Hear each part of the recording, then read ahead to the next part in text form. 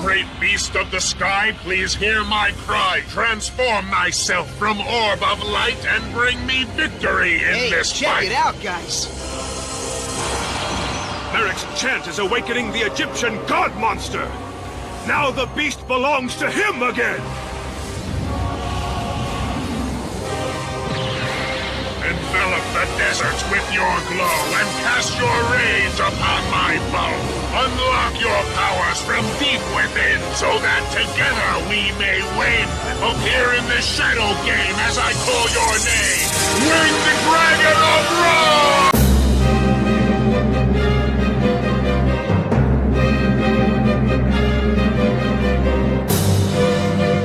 Happy Friday! Maybe one of the most underappreciated free-to-play decks is the almighty God of the Sky, the Winged Dragon of Ra. And looking at this guy in the anime, he's completely busted, but for some reason when they added him to the real game, they thought it would be a good idea to ruin our childhood dreams. The Winged Dragon of Ra can't be special summoned, and in order to normal summon him, you need to tribute 3 monsters. You can't negate the normal summon, and if it is normal summoned, the opponent can't activate any effects before you get a chance to do something else. If it's summoned, you can choose to reduce your own life to 100 in order to have Ra gain attack equal to the life that you lost. And sorry, but you can't choose how much life points you pay like in the anime. It has to go down to 100, and that kind of conflicts with the last effect. You can pay a stack to target and destroy a monster, not once per turn, but you aren't going to have a stack to pay if you used its effect to gain a bunch of attack, so what gives? Well, thanks to all the support cards that we have for this guy, we won't actually need to get 3 tributes. We won't need to pay life points to have this guy have big attack, and we won't need to use its effect to remove things either. But undead, if we aren't doing the things the card says, then what's the point of it? That's a fantastic question. Sometimes when Konami prints a card that's really bad, they compensate by making support cards that make it so you don't actually need to use the card the way it was originally intended, instead using it as a combo piece for the rest of your deck to function. We are planning on getting the Winged Dragon of Ra into Grave somehow so that we can revive it with Monster Reborn. It clearly states at the top of the text that it can't be special summoned. I thought you might say that. That's why I've got Millennium Revelation. It's a continuous spell that lets you discard a divine beast in order to search for a monster reborn, and then it can send itself to the grave to make it so that Winged Dragon of Ra can be special summoned, specifically using Monster Reborn. So there you can see, not only is Millennium Revelation a way to get Ra into the grave, but it's also a way to get Monster Reborn to revive that Ra. But how do you get Ra in hand? The True Sun God is another continuous spell that lets you search for Winged Dragon of Ra. But if you don't need that, then you could instead search for any card that happens to mention the Winged Dragon of Ra, like the Millennium Revelation itself, for example. So you could have the True Sun God search for the missing piece between Ra and Revelation, activate Revelation and discard Ra to search Monster Reborn, and then send Revelation to the grave so your Monster Reborn can revive that Ra. But then your Ra will have 0 attack and defense, and it's just going to be sitting there doing nothing. But the True Sun God has another effect that you can either send itself from field to grave, or the Immortal Phoenix from deck to grave in order to send a Winged Dragon of Ra from our field to the grave. Why the hell would we send our Ra to the grave after we went to all that effort to summon it? Well, by sending the Immortal Phoenix to the grave, we get a cool little interaction here. The Winged Dragon of Ra Immortal Phoenix says that if the Winged Dragon of Ra is sent from field to grave while it's in your grave, it special summons itself from grave. And this guy's a 4K beatstick who's completely unaffected by card effects. And what's more is that its revive effect can't even be responded to. So you're getting an unaffected 4K body on the board, and what's more is that you can pay a stack to non-target, non-destroy, send an opponent's monster to the grave. And this isn't a once per turn either, so you could send 3 of the opponent's monsters to the grave and they won't be able to prevent it since the Immortal Phoenix is unaffected by card effects, meaning that it can't be negated or removed in any way. This is going to be the way that we can win the game, using the 2-card play of Millennium Revelation and the True Sun God to get out the Immortal Phoenix and wipe their board for an easy GG's that they can't do shit about. What if you go on first though? You can't attack on the first turn, so you might think that leaving the Immortal Phoenix on board is going to be a nice protective board, a big unaffected monster. But the unfortunate thing is that the Immortal Phoenix kills itself on end phase, so you can't keep it for more than a turn. That said though, when it is sent to grave, it will summon one of your balls from the deck. So going first, you'll do the play of using the True Sun God to search Winged Dragon of Ra and Millennium Revelation to discard that Ra to search Monster Reborn, sending the Revelation to the grave so you can summon Ra from grave with Monster Reborn, and then using the True Sun God to send the Immortal Phoenix from deck to grave and Ra from field to trigger the Immortal Phoenix to come back, and on end phase you'll send the Immortal Immortal Phoenix to grave and summon the bull from the deck, who can't be attacked and can't be targeted by card effects. If your opponent has non-targeting removal, then they can get rid of this, but if their effect targets, then that isn't going to work, and if they need to attack, then they aren't going to be able to do that either. And if their non-targeting effect happens to be an Ice Dragon's Prison, that won't work either, since any other divine beast that you'll have in grave can't be special summoned like that. So most of the time this is going to keep you alive, but the true Sun God being on the field also says monsters can't attack the turn they're special summoned, except for the Winged Dragon of Ra. So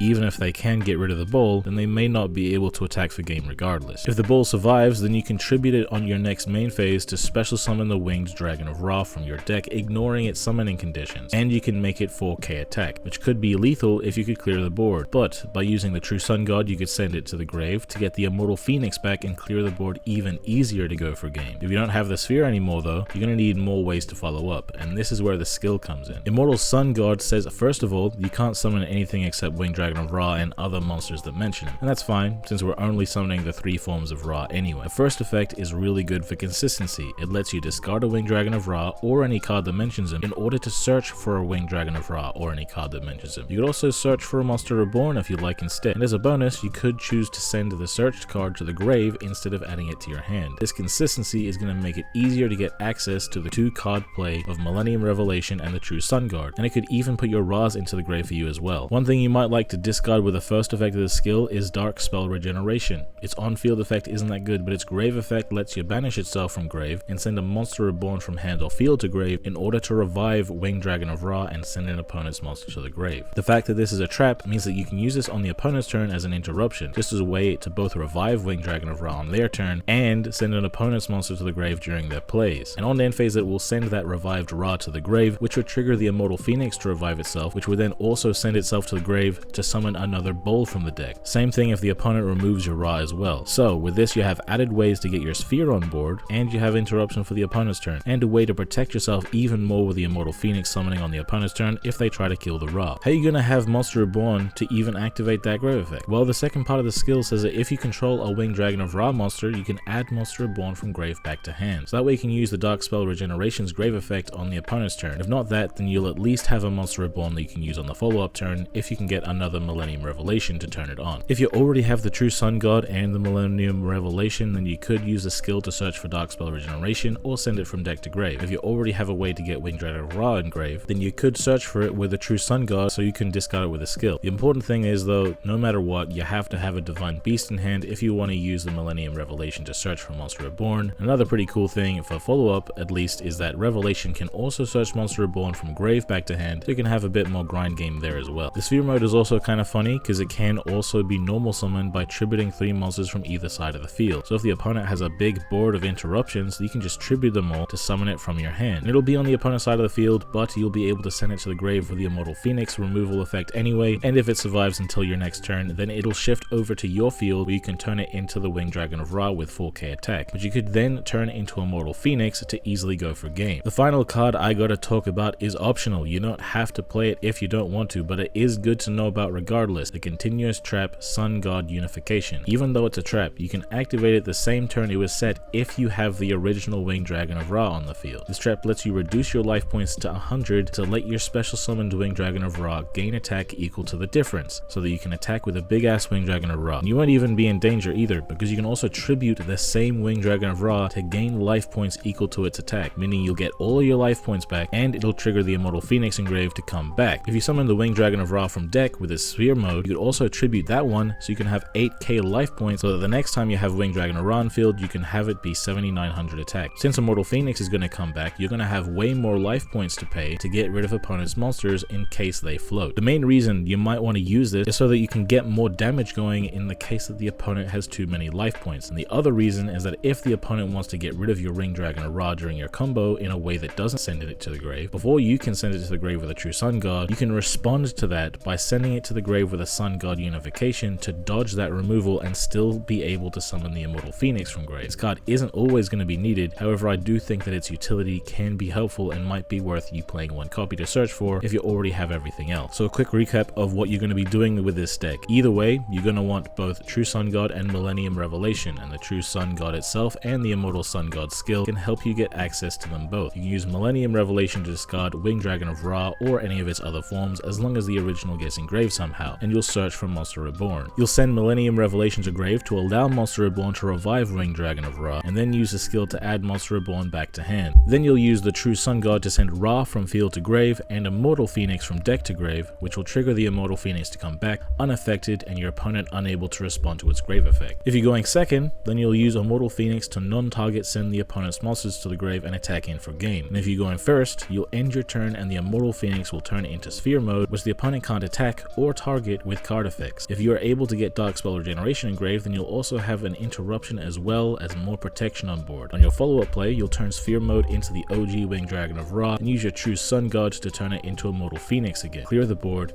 and attack in for game. In order to play this deck, the first thing you need to do is unlock Yami Marek from DM World. You can use a character ticket if you have any, but otherwise his unlock missions are in the stage missions box under the stage mission. You'll also need to obtain Monster Reborn and both copies of Winged Dragon of Ra. The unlock conditions for those can be found in the lifetime missions. Then you'll need to go through the Phoenix Blaze box 3 times so you can obtain 3 copies of Millennium Revelation, 2 copies of Winged Dragon of Ra Immortal Phoenix, 2 copies of the Winged Dragon of Ra Sphere mode, 3 copies of the True Sun God, 3 copies of Dark Spell Regeneration, and 1 copy of Sun God Unification. When it comes to building the deck, you'll want to play 2 of each form of Ra, but you can play 1 copy of Sphere mode if you like, but then you won't get to have 2 balls on the board. For consistency reasons, you have to play 3 of each of Millennium Revelation and the True Sun God, and of course the 1 Monster Reborn. From there you can play 2 or 3 Dark Spell Regeneration, and for Sun God Unification you can play 1 or none. The rest of the deck space can be used however you like. You can use Chalice to stop something that might be able to stop your plays, you can use Kiteroid to protect your life points, you can use MST to get rid of back row potentially, and if you do want to upgrade your deck a bit, you can play Archfiend Eccentric, which you could normal summon to tribute itself to destroy a monster,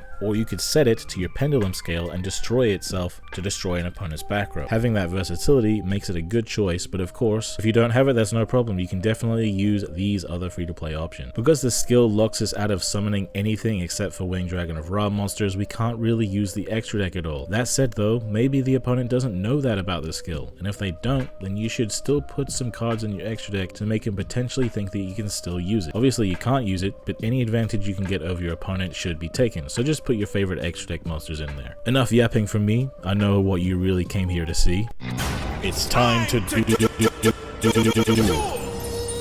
Alright, so for this first replay, looking at our hand, we already have the True Sun God, we already have the Millennium Revelation, we already have Winged Dragon of Ra to discard with Millennium Revelation, and we also have the Dark Spell Regeneration to discard with a skill to also give us an interruption. So let's see what we're going to do here. First of all, we're going to activate the True Sun God, and we're going to use that to search for Sun God Unification because we already have everything else. Then we're going to activate Millennium Revelation, use that to discard the Winged Dragon of Ra and search for Monster Reborn. And we can send the Revelation to the grave so we can activate Monster Reborn, reviving the Winged Dragon of Ra. Then we can use the skill right away to add the Monster Reborn right back to our hand, use the skill to discard the Dark Spell Regeneration to search for another Millennium Revelation for a follow-up play. Then we can set the Sun God Unification and flip it up right away. We're not going to use it yet because we do not have the Immortal Phoenix engraved, but we're going to use the True Sun God to send Immortal Phoenix to the grave, prismatic by the way, to send our Winged Dragon of Ra to the grave, which is going to trigger the Immortal Phoenix to come back. On end phase, the Immortal Phoenix is going to send itself to grave and summon a bull from the deck, and that is going to be our end phase. So he can't attack into us because it's Sphere mode, he can't target our Sphere mode with card effects, and we have a Dark Spell Regeneration and a Monster Reborn in hand to discard for it so that we can revive Winged Dragon of Ra during their turn and send one of their monsters to the grave, non-target and non-destroy. And just in case, we also have the Sun God Unification. Everything is looking pretty good for us. So he's going to be playing Blue Eyes Dimension, not the best Blue Eyes deck ever, but he's also searching Monster Reborn, and he's going to revive his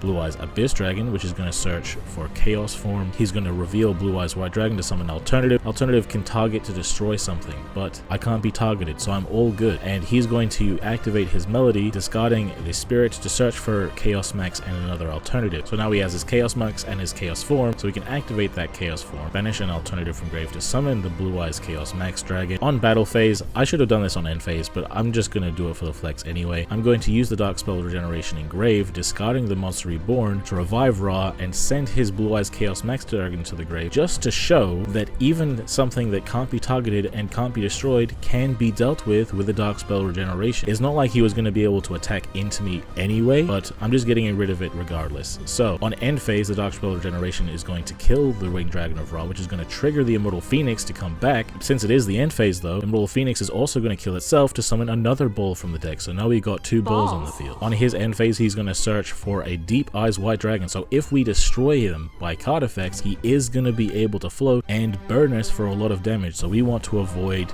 destroying them. So it's going to come back to our turn. We're going to turn one of our balls into the other Winged Dragon of Ra, and it's going to be 4k attack. Now we could use the True Sun God to send it to the grave to revive our Immortal Phoenix. However, we already have the Sun God Unification, and we're going to see how good that is. We're going to use the Sun God Unification, tributing the Ra to gain 4k life points, and now we have 8k life points. That's going to trigger the Immortal Phoenix to come back to the field, and Immortal Phoenix's removal effect, unlike the Winged Dragon of Ra, doesn't destroy, so we are not going to be triggering the hanged effect of Deep Eyes. So we're going to pay a stack, get rid of the alternative, pay another stack, get rid of the Abyss Dragon, and look, we have 6k life points. What a coincidence. Attack for game, Immortal Phoenix. This time we're going first against BLS, and we'll see what we can do here. So we have the True Sun God, but we do not have the Revelation, but we do have some Dark Spell Regenerations to discard. So we're going to use a skill, discard a generation, search for the Revelation, and then we can activate the True Sun God, which can search the Winged Dragon of Ra for us. And we can use the Revelation, have that discard Ra to search Monster Reborn, send Revelation to the grave so that we can activate Monster Reborn, reviving our Ra. We can then use the skill to add the Monster Reborn back to hand, and then we can use the True Sun God, sending Immortal Phoenix to send Ra, triggering Immortal Phoenix to come back. Immortal Phoenix is going to go to the grave on end phase and summon a ball from the deck. So we have the ball protecting us, we have the True Sun God protecting us, and we have the Dark Spell Regeneration in grave. This is basically the very standard setup that you can see in this deck. Going over to their turn, they're going to activate Dark Hole. It's non-targeting, so it is going to be able to get rid of our Sphere Mode. However, anything he special summons this turn cannot attack. He's going to get it started. He's going to activate Swords of Revealing Light. That is a bit annoying. We can't attack with regular Ra. So he's going to banish a couple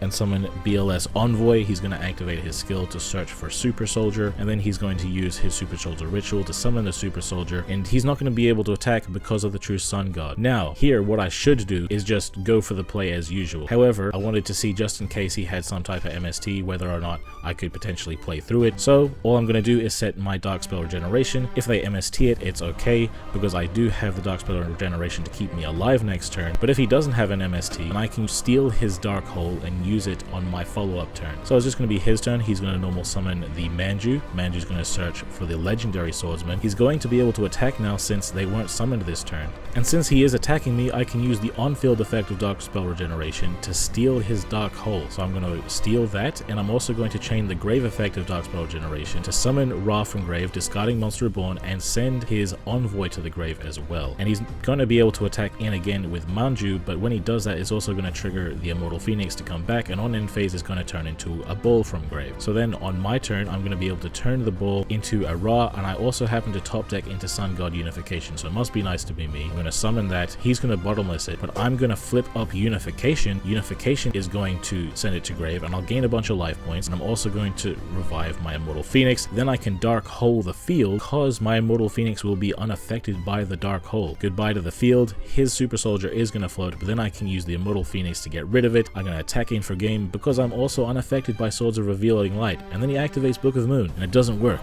Attack directly, my ultimate beast. This one isn't just free to play, it's actually pretty good. Of course, it's not the most competitive deck out there, but it has done well in a couple KC Cups, and it's gotten some tournament tops as well. And more importantly than that, it's just really damn fun to attack for game with an unaffected giant golden chicken. So guys, let us know how you feel about Winged Dragon of Ra, and if you have any ideas for what we should do for our next free to play Friday, let us know in the comments. And if you like the video, then slap like now, subscribe if you haven't already, hit the bell to see our next video when it drops. Have yourselves a good one, guys, and I've been Undead from Team 6K, signing out. Hey, why they gotta hate on me? I done got me 250,000 views and they still saying they low key. They ain't wanna come work with the kid, but I'm flexing with Zay on beats. How they ask for a spot at the gym, but they leave all the weight on me. I don't ask them to wait on me. They would ask where they gon' be with a song if they wanted the weatherman. I ain't asking to pay no fees. She was homeless and needed a spot. I ain't ask her to pay no lease. I ain't ask her to say no please. I ain't ask her to make no cheese. Scream fake, but it ain't on me.